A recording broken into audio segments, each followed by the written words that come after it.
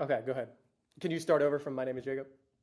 Yeah, my name's Jacob. I'm located in Niagara Falls, Canada. I'm currently at about 30K a month, doing about 65 orders per month. And my bottleneck right now, I would say is probably clients.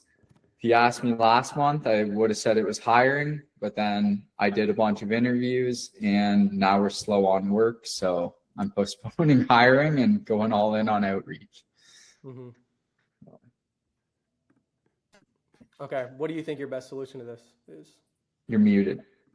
What do you think your best solution to this is? Well, currently my business has been built all off the Instagram method. So Mhm. as much as I've been avoiding cold calling, I've started hitting the phones this week. And yeah, it hasn't went great, but it hasn't been terrible. It's just going to take practice to get good at it. Mhm. Have you started care calls? Yeah, so that's been huge too. I started that 2 weeks ago because I realized that I really didn't know. Like, I know how many agents we've worked for, but I didn't know if people just weren't getting listings or if they went elsewhere. So not only did I start the care calls that I saw that you do, calling all the clients from the week prior, now I'm trying to go through my whole client list, looking them up on Instagram, trying to figure out, okay, are they not getting listings or did they actually go elsewhere? And then even I'm just trying to call every client I can. I'm just calling kind of everybody I can right now. Yeah. Mm-hmm. Do you feel like your product is like 10 out of 10? Like you completely confident in that they love your stuff? Yeah, I mean, I don't get a lot of complaints about our product. We're no like high-end media agency, but we also don't shoot a crazy amount of high-end homes. Like for us, an average home in Niagara Falls is sadly like 800K. Um, so like Sadly, That's pretty high.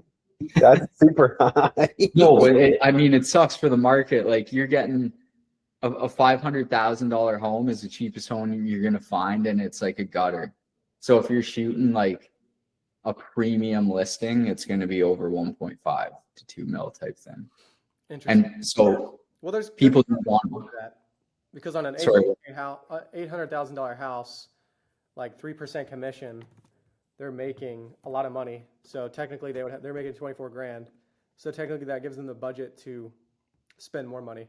But on the flip side, if it's a junker house at 500K, 600K still, like why would they do a video? Is there reasoning? So I mean there's good and bad parts to that. Um, so if it's the client acquisition part of this, so here let me open up a Notion tab and share my screen. The first two immediate things I would say, do care calls and make sure your care calls are really effective and ask for referrals as many times as you can. How has your success been with asking for referrals? So I guess that's where I have been kind of struggling on slipping that question in when you're kind of like ending the call. Like, how's the best way you go in asking for a referral? Or you just Uh, say it, just kind of, no, hey, do you have a referral for me? It's we have a very easy as structured it frame. sounds. We have a very structured frame that we do. It's 4 steps. One, make sure they're happy with everything. Ask for feedback. Ask for a referral or a review. I always start with a referral first and then give the review like on a booking after that. And then 4 is optional, read the room. But we have literally the scripts A to Z for this. So on a normal care call, this is just a care call where you're going in, nothing, you're pretty sure you did a 10 out of 10 experience. This is the script that we use here. So you can get a sense of what this looks like. So I'll go through this and I'll play both sides to this. Or actually, let's do a little bit of a role play. So you'll be the client and I'll be you, and just read this here. And reading it will give everybody a sense of like a good way of how this goes. So I will be the agency and you'll be this. We'll go alternate. Okay, does that make sense? Can you read this? Yep. Okay, cool. Hey Kim, this is Bronson with CPV. How are you doing? Great. How are you? I'm doing amazing. Do you have 2 minutes? Yep. Cool. Awesome. So I'm calling to make sure last week's shoot for you was a 10 out of 10, both like the delivery, the experience on site, and then the media was easy to download. Yeah, all was perfect. Okay, amazing. So I'm always looking for constructive feedback, whether that's on making it easier to download files or making it easier to schedule. My goal here is to improve my team. So like if you had to say one thing, what would be one thing we could do to improve our team? You guys do everything great. Maybe we could upload directly to the MLS from the portal. That would save me a ton of time. Okay, yeah, that's actually a really good idea. I'll write that down right now and do like a little keyboard click so it makes it seem like you're, writing it down. I'll do my best to try to make that happen. Cool. Thanks for calling and checking in. 100%. Absolutely. So then here is where you read the room. Like if the call went great and they're super happy, then you can go into asking for the referral. If they're like rushing to get off the phone and they seem annoyed, maybe you don't do it on this phone call. You can call the next day. But this is how we would structure asking for the review. So we would say, hey, would you mind helping me with a quick favor? Sure. Happy to help. What is it? Yeah, so I'm in growth mode right now, and I'm looking to work with more agents. And I grow off of referrals, just like your business grows. Do you think you could introduce me to 1 to 2 agents who would like benefit from working with us over the next like 2 days, like via 3-way text? Sure. Happy to help. Awesome, cool. Are there any agents that come to mind, like specifically? Patrick, and I'll have to think of someone else. Cool. Okay, awesome. So yeah, again, that's 3-way text over the next day or two. I would love that. This is really going to help me, so I really appreciate it. Happy to help. Yeah. So that's the way you would go through it. And you can have this open as you're doing your care calls. But this is like if everything went perfect.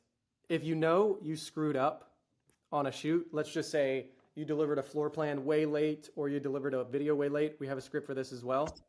You want to lead with the problem first. So you want to acknowledge it right out the gate, because if you don't, they're going to bring it up and it's going to be awkward. So I'm not going to go through this right here, but I will add this to the recap, and you guys can use these. Now, if you discover something wrong on the care call, like if they say, yeah, like this was way late and you didn't know about it, you can just go right down here and use this script here.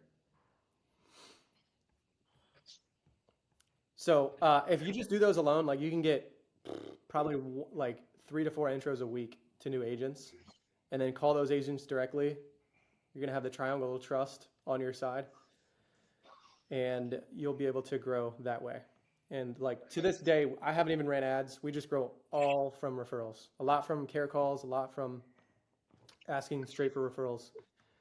But we do it religiously. If you don't have time one week, just send, instead of doing care calls, like if you literally don't have time, just send texts to all the orders before. But every Monday, I spend about 1.5 to 2 hours going through every shoot from the previous week, and I run this. But if you're going to eventually exhaust asking for referrals, then you can move on to asking for reviews, and then you can eventually just upsell content or like events that you have coming up. And then, yeah, so you call, like, even if you did 30, 50 shoots the week before, you're calling everyone. All of them, yeah. If they don't answer, 60% will, 40% won't. If they don't answer, just shoot them a text. We have these shortcut snippets right here to where we type in like Z1 and it goes to all these different messages. And you want to avoid sending the same thing so you don't sound robotic. So we have different templates here. And we use the app called Text Expander, so we can have multiple. It's the same thing as text replacement in Apple. You can use either one. And then even if you shop for, say, like you have a client that kind of books with you every week, you're calling them every week? Nope, you call them about once a month. And then the other time, Okay. Let's just say they do 3 in a month. First one, call them. Second one, shoot them a text. One after that, shoot them a text.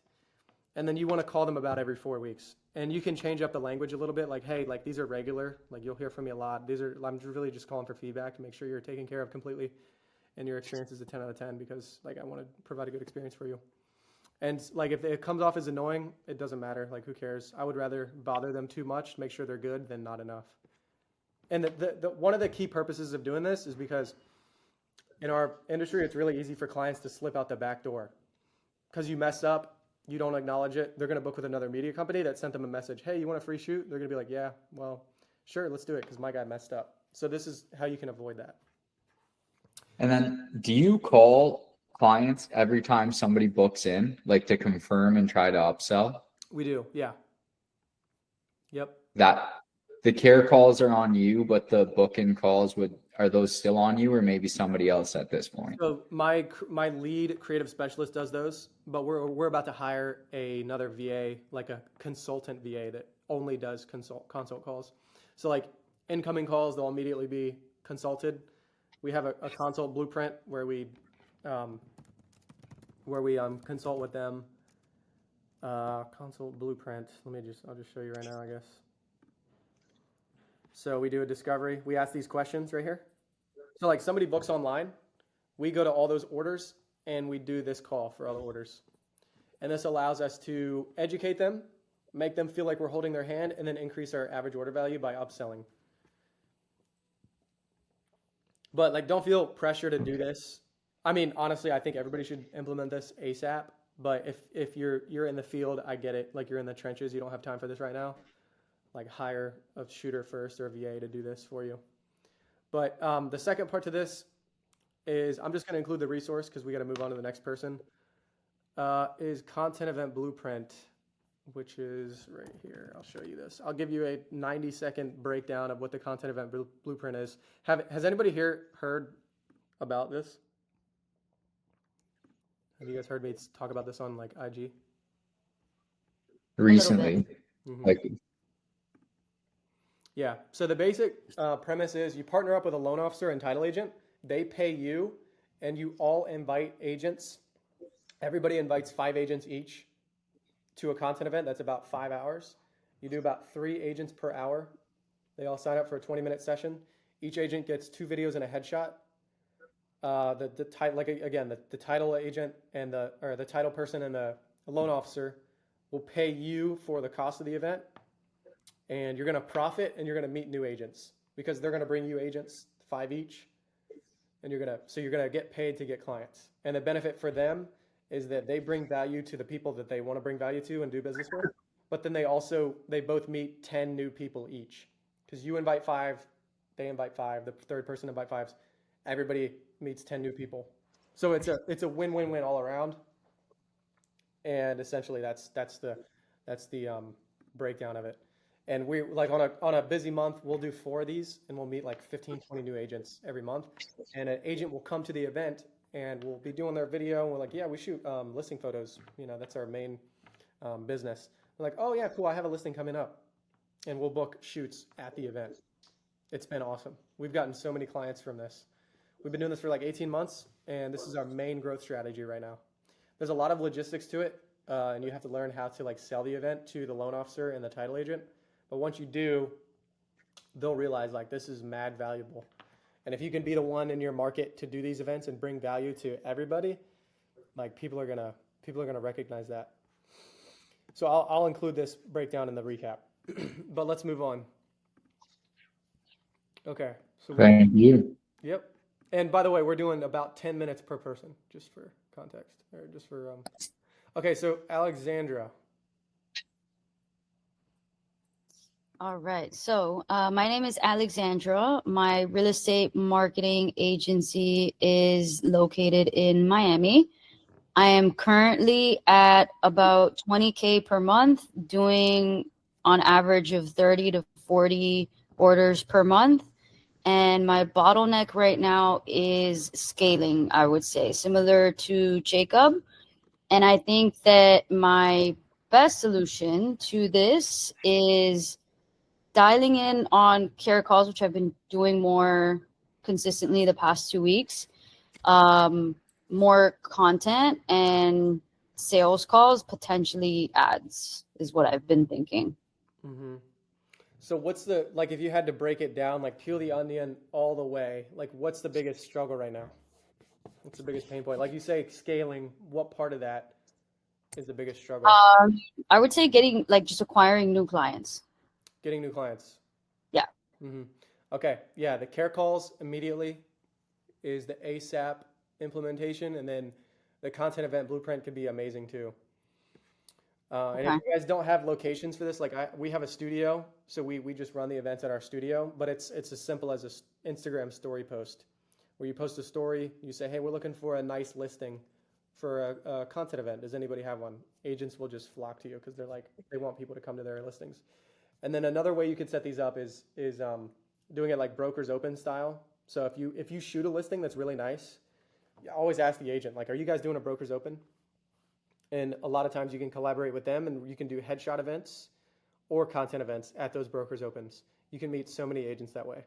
You just want to make sure you're collecting their information there. Like ask for their business card or do a QR code. Like, hey, scan this QR code or give me your business card so we can send you your headshot. And then that's how you're gonna put them in a database. You're gonna qualify them. Are they doing enough business for me to reach out to? Then you reach out to them every single week until they work with you. And there's a lot more to that, but that's the general principle that can get you to like 50K plus a month. But how many events are you going to per month? Like other events? None? Okay. Yeah. Yeah. I would start with like going to 1 to 2 events a week. And you can Okay. you can do that by asking your database, like shoot an email to everybody, all your clients, shoot an Instagram story. During your care calls, ask everybody, hey, do you know of any events coming up? I'm looking to sponsor events. Once you start going to events, you'll meet more people. I always like before I'll do ads or before I'll do cold calling, like to this day, I'll always default to face-to-face interactions. Okay. I think it beats everything. I mean, cold calling works really well. You just have to have the stomach for it. But like nothing beats a face-to-face interaction. Going to an event, selling yourself there to the agent, smiling, shaking their hand, and then getting their business card, putting them on just an Excel spreadsheet. Look them up on homes.com. Are they doing enough business? You can qualify them that way. Like if they're doing 10 deals a year, you want to be on them. Call them every week until they work with you. And so the way that we do it is I go to events 1 to 2 times a week. I'll get a bunch of leads. Like I'll get their business cards. I'll have them scan a QR code, whatever it is. I put them on an Excel spreadsheet. And then my VA will go in there and qualify them and put like how many seller deals they're doing, listings a year, how many listings they're doing. If it's less than 5, we just nurture them. We just like send them emails. We just put them to the side. But if they do 5 or more listings a year, we hound them. Then we invite them to our content event. We want to provide massive value for them. And that's how we can convert them. So it starts off with a face-to-face. Then we follow up with them, offering them free value. We don't even ask for listings. Like I went to an event yesterday. We met almost like 80 people. We got like 80 leads. So we'll call them one by one and say, hey, like it was great meeting you. We have this content event that I would love to send you an invite to. It's private invite only. We only invite 15 agents. Like, oh, we'd love to see you there. A lot of times they're like, oh, that's so special. That's amazing. I don't ask for listings. I could say, do you have any listings coming up? But to them, you're just another vendor cold calling them. But if you just continue to provide value, eventually it will come. I told Hollis, I was talking to Avery today. He was like, yeah, I need like a way to get new clients over the winter time. And the way I look at it is that the winter time, use the winter time and use the slow time to just stack relationships with clients face to face. Go to as many events as you can and meet as many people as you can. Put them in an Excel spreadsheet. You met those people. You're emailing them like every 2 weeks. And then come springtime, all those people are going to call you. And if you can just stack the amount of people you meet every week, it's a consistency game. What kind of events are you going to? Yeah, so there's like recruiting events. So like I know you guys have seen like EXP, Real Brokerage. A lot of times people will do those sorts of events, like like a mastermind. They're very recruity because agents want to recruit other agents. So those are good events to go to. They're not branded that way, but at the end of the day, that's what they are. So we'll do those, and we'll go to like a realtor association events. Those are big. I did one yesterday. We had a booth. We got like 80 leads from it. Are you sponsoring the events, or are you just showing up? Yeah, we're sponsoring. Okay.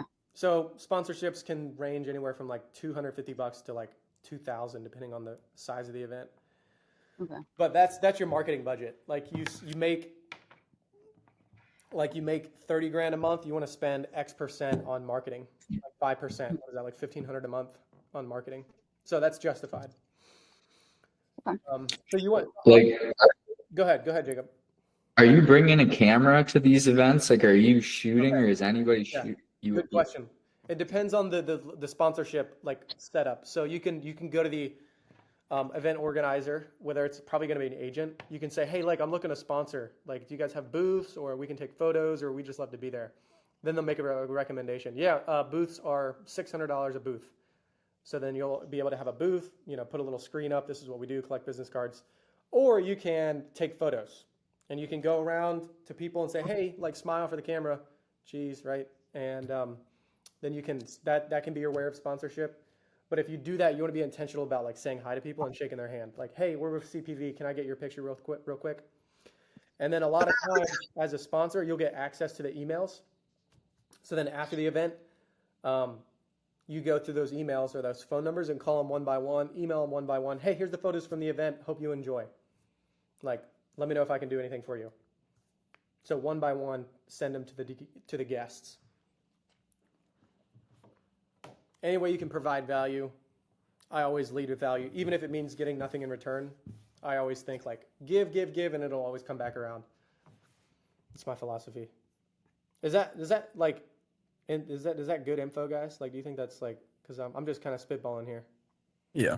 Yeah, 100%. Okay, cool. This is just For what the- we do. Like I said, I'm just sharing my experience. Events, I had a follow-up question to that. I know you mentioned you would get the loan officers or the title companies to sponsor it, but then I saw on the screen it said it was like $25 a ticket. So how does that work? Yeah, I was kind of you confused on charge that. it. So the way you do it is have you guys heard of RESPA? So No. RESPA is an organization, and they I don't know how to explain it, but it's if a loan officer throws an event for free for a real estate agent, so the real estate agent gets free value in exchange for giving the loan officer business. That's illegal. That's illegal. You can't do that. So the way to around that is you just got to charge for it. So it can't be free value. You got to charge for it. So the way around it is charging $25 a ticket.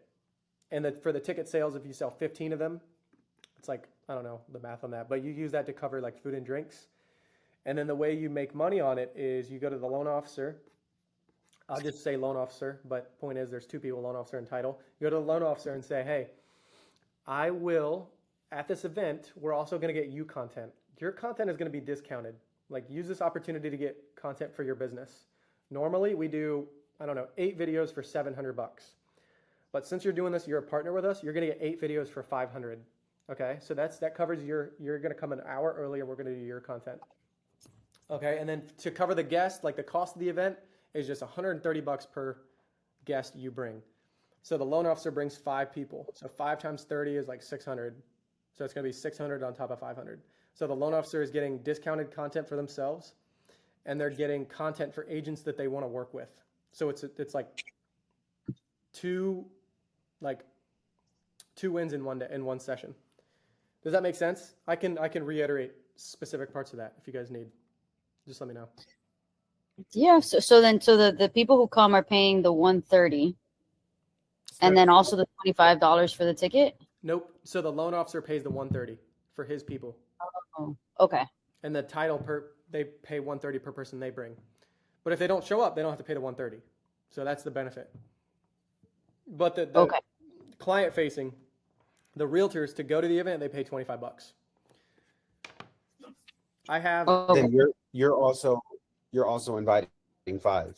So Yes. are you just your 5s for free? Is that what I'm picking up? Yep. They pay $25 too, but like in reality, like the margins are good, and like, it makes sense.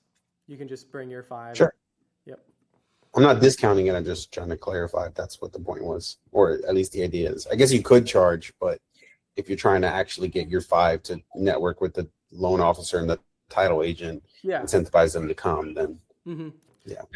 That's like probably 50% of the value, or no, honestly, that's probably like 80% of the value for the loan officer and the title agent. Like, they get to meet new people, And you got to emphasize to them, like, hey, like when I talk to the loan officer, I'm like, bro, I am trying to grow my business too. I'm only inviting producing agents. So the agents I bring are not tire kickers. They're doing business. So then they're going to hear that and be like, oh yeah, most events are tire kickers. So I like to hear that. So here's the flyer that we send. When we invite people, we call them. We say, hey, come to our event. And we text them this flyer. As soon as they see this, it explains the event. Like they have no questions almost.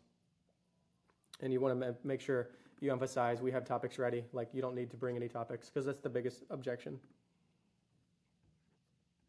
All right, guys. I guess I'm curious on the topics, but without tangenting too much. Maybe I don't know if that's a resource or worth talking about. Yeah. But just trying to. Yep. How are you preparing that? I am going to say something for the AI recap of this. Bronson, your to-do list is to add the topics list to the action items list. Okay, so I'll add that, guys, and you guys can see that. Thank you. All right, Kyle. Hey, my name is Kyle. I own a real estate media company in San Augustine. So I have been in business since January 15th, maybe like 9 months now. And right now I am at around 15 to 20K. So this month on the 15th, I made around like 24K. So I'm averaging around 35 to 40 shoot a month. Awesome. Yeah, my biggest bottleneck is like last month was trying to find new client and consistent lead and figured out the system that works well for everybody. And no, my best solution is try and do maybe like a care call and figuring out the SOP system, try to build it better, and maybe focus on more sell and consultation. Yeah. Yep. Cool. Alex Hormozy tells me all the time, we need to be reminded more than we need to be taught. And he says the problem to your, or the solution to your problem is like 80% of the time it's always more volume. And because you're going to do more of it, so you're going to get more results, and then B, you're going to get better at it. So then the ones you do are going to be higher quality. So then the outcome is going to be better every time. And like, I'm saying this because care calls are the magic wand that you can wave immediately and see results from. And like, even I struggle with sometimes doing the care calls. Like I sit down and I'm like, oh, these are so freaking boring, because they are. But the magic is hidden behind like the work you don't want to do. And I say this because care calls, I think, are such a good solution to getting new clients. And I'm just so passionate about it. But so you said getting clients, and what was the other part of that? You said finding us something else? Right now, I have a lot of clients. I can't even take care of. The problem is I need to scale. So I need to hire and then building an SOP for my my first shooter, because I've been doing it too low for a while now. Now I need help and figure it out how much I should pay them, and should I pay them hourly or should I pay them percentage? So to figure it out that way. Is this for that lady we met at the coffee shop? Yeah. We will agree on 20%. So, but I talked to Adrian. He's like the best way to go with hourly. Yeah, for sure. Yep. Yeah. Yeah, but I would wait till like February to go hourly. Yeah. Yeah. I mean, unless it's part-time, unless she's cool with part-time, then hourly's fine. Did you talk to her about that? No, I haven't talked to her about that. Yeah. So it's breakfast event coming tomorrow. I'm going to use your tactic and then give them chocolate and then maybe golden ticket. And she potentially going to be there and then speak for me. So that would be cool. Wait, is that? Yeah. Okay. Wow. Yeah. That sounds. She's awesome. down for everything. So today I don't have time. I shot at I go out at 7:30 until 6:30. I got home meeting with Adrian and then meeting with you. So I had whole day straight. No lunch, no whatever. And then now I'm meeting again.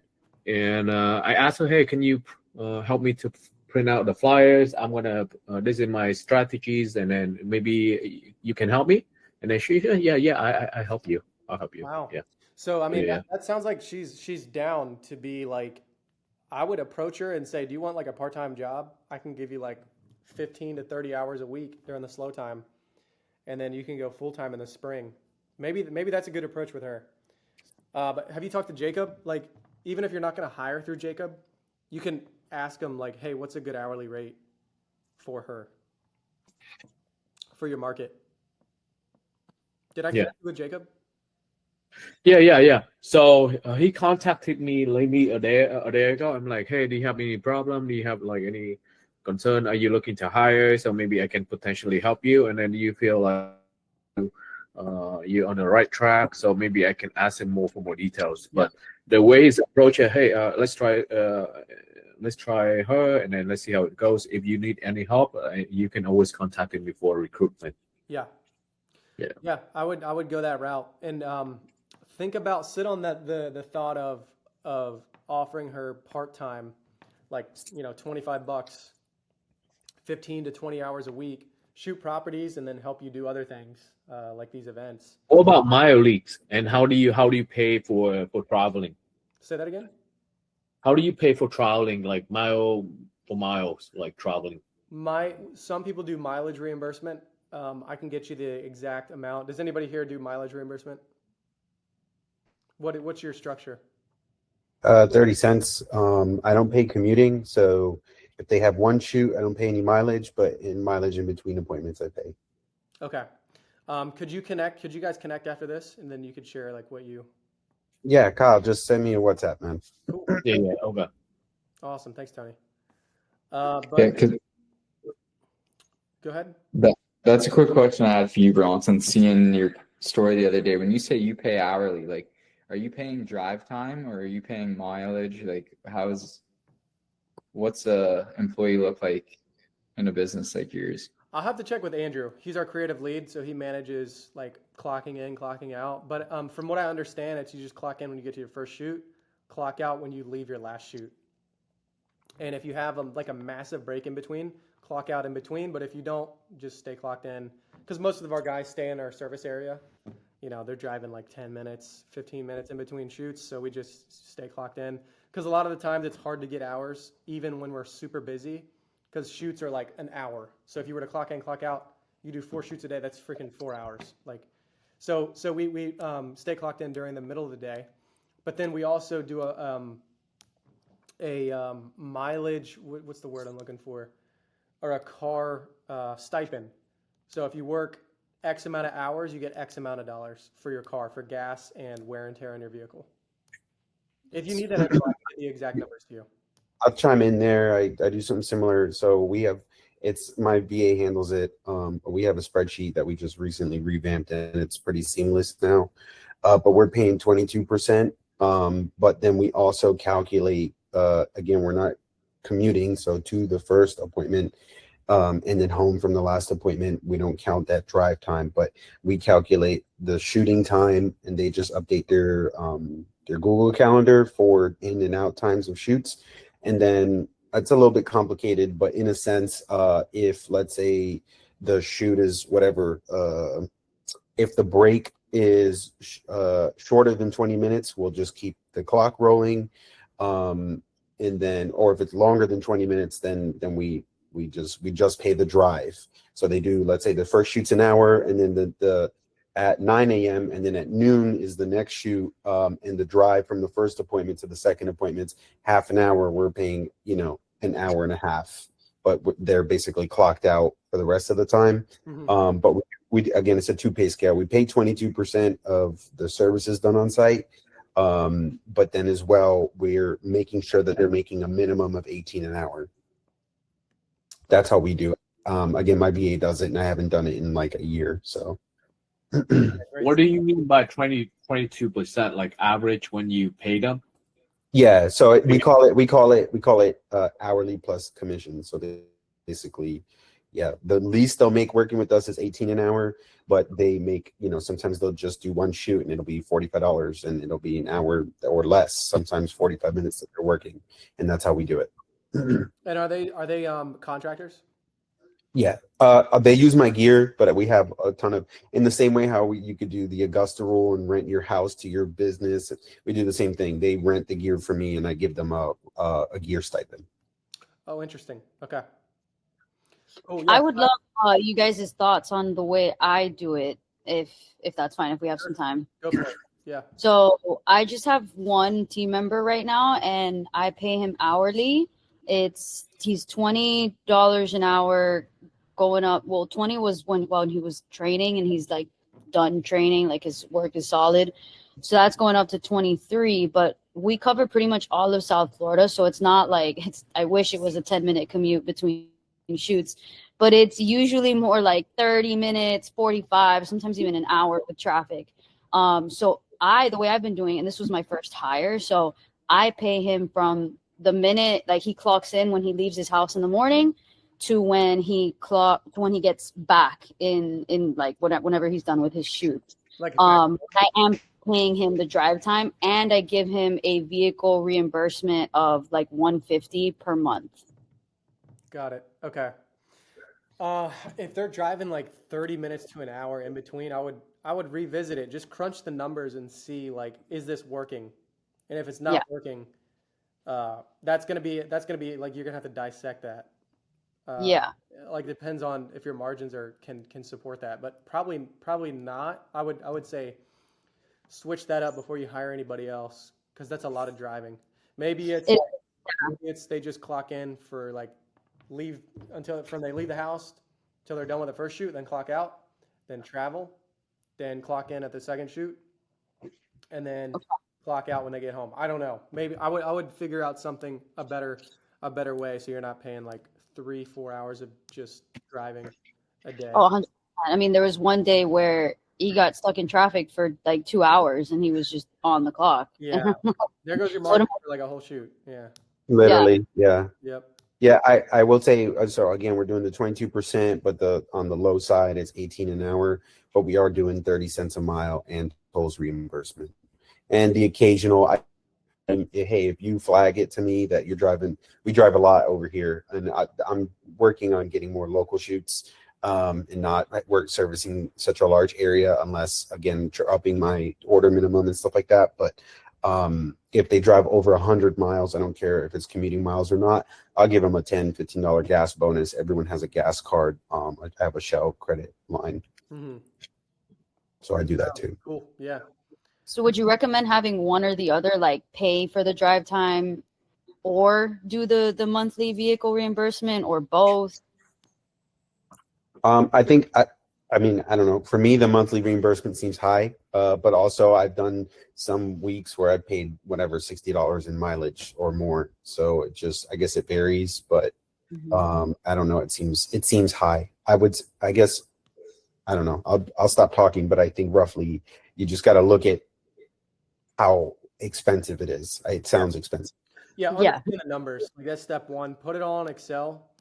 See what's going on. See how much, like, is this pulling your margins down a lot? Probably is, but then you can come up with a plan. Like Andrew on my team, I don't know the plan exactly on when they clock out, when they clock in, but we looked at the numbers and said, okay, they can't be clocked in the whole day. Mm-hmm. So then he came up with a plan and said, okay, clock in here, then clock in out here. And so that's what works right now. We're probably going to switch to mileage reimbursement soon, because it just seems like it makes more sense. Mm-hmm. But yeah, you could. What kind of app do you guys use for clocking? Say that again. What kinds of app do you guys use for clocking? We use Gusto. Gusto. Yeah. And my team just updates their Google Calendar when they punch in, punch out, because it syncs with HC Photo Hub. So that's where my VA is getting the hours on site.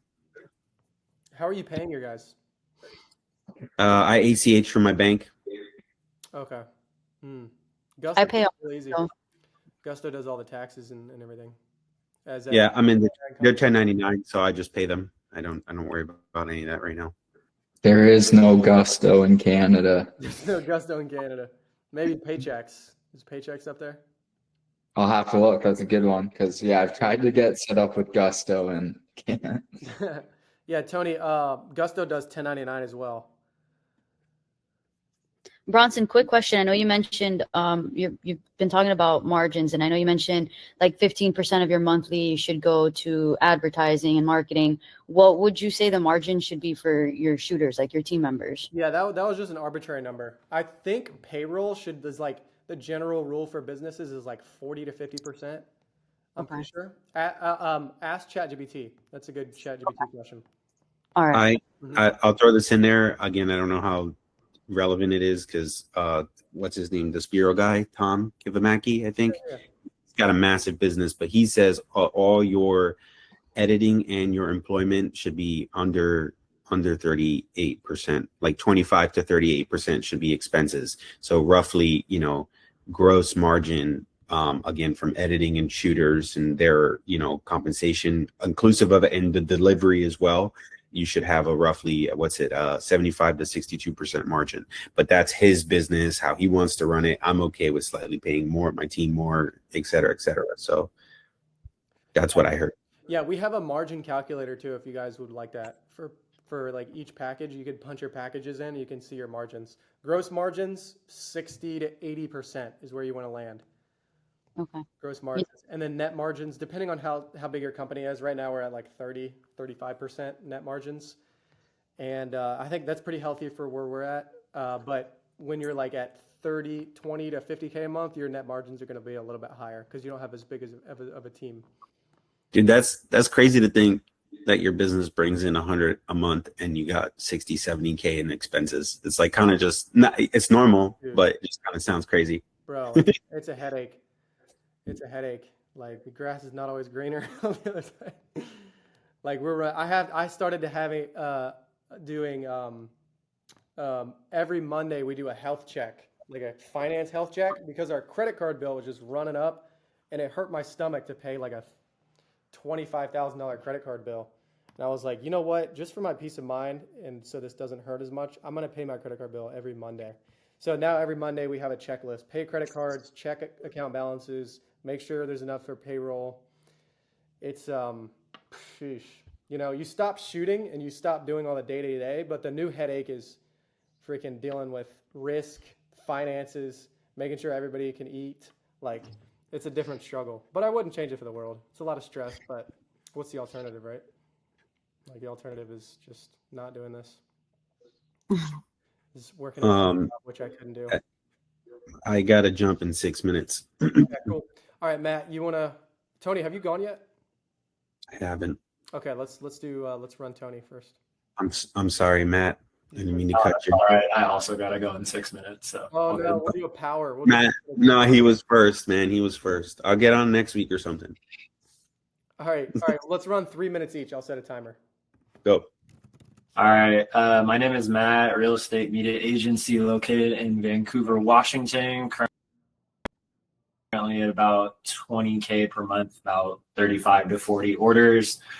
I did a $30,000 month with 52 orders in April. That's been my highest since I started. Biggest bottleneck right now is, again, just getting clients. I think we're kind of all feeling it in the industry.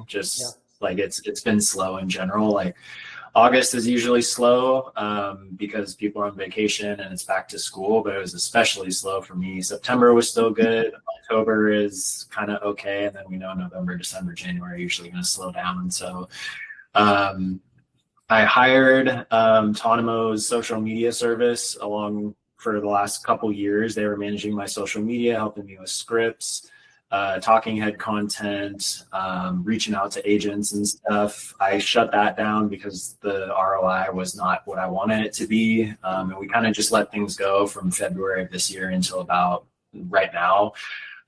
Because the business is doing well, my wife has quit her job. And so she's running my social media now. We have a 4-month-old newborn. So there's a lot going on.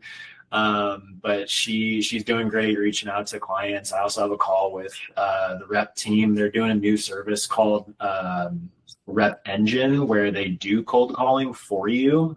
So I'm having a call with them on Tuesday about that to see how that whole process works and if it's potentially worth it. Like Bronson said, a lot of clients kind of slip out the back door, and I think that's probably due to my very conscious decision not to really do like luxury style shoots with agents on camera. Because Bronson, I've heard you say this before, like you have to make a decision. Do you want to sell Bentleys or do you want to sell Toyotas? And I'm completely happy with the Toyotas because I can do it in my sleep on my own. But I know there are people that, like, I have a neighbor down the street that's an agent at Berkshire Hathaway that's like, she's friends with my wife, so she's like, can you tell your husband to like do these luxury style shoots so I can pay him instead? And I've like actively said no because I just don't want to deal with the headache of agents on camera and all that comes with. But the videos that I do are high quality. They're just pretty basic. So they'll sell the house. It's nothing flashy, but you get drone, you get the walks. I just do push pulls side to side. That's it. But it does really well. And my average order value is $500 to $600 a Nice. shoot. So, Good stuff. Okay, Yeah. cool. We got 30 seconds. So I think the best way to start is to just go to as many events as you can, face-to-face interactions. Another thing that Alex Hormozi reminds me all the time is lots of volume. He teaches the rule of 100. So he said, if you're trying to get to 100K a month, use the rule of 100. So that's every day you do like 100 outreaches, or 100 minutes of outreach, 100 minutes of content creation, and 100 minutes of like asking for referrals or something like that. So the more it's just a volume game, and it's really boring. But I think that's the solution to everything. To be honest, doing more of the boring tasks. Yeah. And so I would start going to events for Alexandra and Matt. But we got 2 minutes here. Tony. I'll try my best. So my name's Tony, and my real estate marketing agency is located, like I said, East Polk County, which is in between Tampa and Orlando. Last month, I did just shy of 20,000, which was ended up being 80 appointments. My biggest bottleneck right now, I would say, is just deciding on whether I want to sell this business or keep it. That's my biggest bottleneck. I started this with the intention of selling it. I really enjoyed learning every part of the skill set of being a real estate media company. And I've strategically, unintentionally did all the right hires. I have 2 photographers, 2 VAs, 2 video editors in-house that I just fired last week. And so I'm kind of at the point where like I don't know what I'm doing anymore. Like this got way bigger, and we did 19 new clients last month. So like I don't know where to go from here. And it's super stressful. And we do great, like we have 65-star reviews on Google, so we do great work. Relative, we're no 9-10 or nothing like that, but we do really good stuff. And yeah, the video's killing me. It's getting easier because I fired my editors that were just not communicating. And yeah, so I guess my bottleneck is SOPs. If I'm leaning on the side of keeping it, and if I'm leaning on the side of selling it, it's probably still my SOPs, because there's, I have great team members, and the team does pretty good and consistent, but none of it's really well documented. I don't feel like I could pass it off to anyone. What would you say is the difference between selling it and keeping it? Moving on to something else that brings me more joy, something that I've been doing either for a decade plus, or just something that's like less volume. Like I don't want to go into luxury properties. But I also don't like having 200 clients either for the 20K that I made. Yeah, kind of I've raised prices like 5 times over the last 18 months. But it's just, yeah, I don't know. I'm kind of, again, I find myself here. I don't know what to do. Well, I think the question is like, what does the business look like if you're going to sell it? What does it look like if you're going to keep it? In my opinion, I think they look pretty similar, unless you just want to like shoot, which is totally fine. Like if you want to shoot a lot, that's cool. I don't shoot at all. Okay, so I don't think it's much different. I think like if you sell it or keep it, like you could keep it and have a lifestyle business, just cash flow, or you can sell it for 4x EBITDA, 4x net profit. Mm-hmm. I don't think it looks too different. But yeah, if it's SOP thing. I'll throw this in there because I got to get off. But my wife and I are going to rep in Vegas, Rep Live. So I'm hoping her getting some perspective on what people are doing, the other businesses, what's capable, getting around more people that are, at a higher level. She can understand if she can help fill some of the gaps, and we can actually double down on this, potentially expand west to Tampa and, east to Orlando, or if it's just better to move on, because this business real estate is not for the faint of heart. It's the next day turnaround boxes you in so much, for creativity and just peace of mind. And so anyways, it was nice chatting with y'all. Hey, man. All right, thanks for jumping on. Yeah. Thanks, guys. Gotta go. All right, I'll send a recap to everybody. See you guys.